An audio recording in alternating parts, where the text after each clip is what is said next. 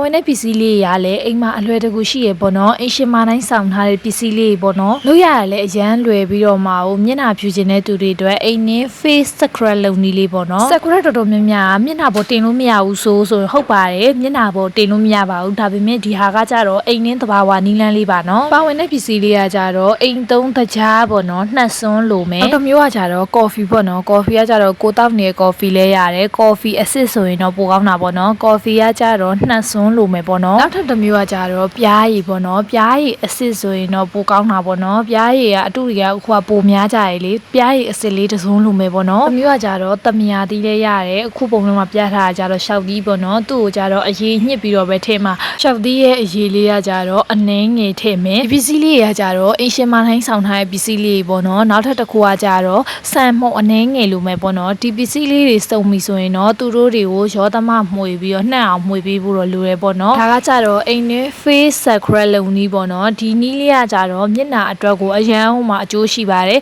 မျက်နှာအသားဖွေးခြင်းတဲ့သူလေးတွေမျက်နှာဖြူခြင်းတဲ့သူတွေမျက်နှာကြည်ခြင်းတဲ့သူတွေဆိုရင်ဒီနည်းလမ်းလေးလိုက်လုပ်ကြည့်နော်မျက်နှာပေါ်မှာဘယ်လောက်ထားရမလဲဆိုရင် scrub တွေသုံးနေကြအတိုင်း15မိနစ်လေးပဲထားပေးနော်ပြီးရင်တော့မျက်နှာတခြားလိုက်မျက်နှာလေးကကြည်ပြောင်ရှင်းသွားစေရမယ်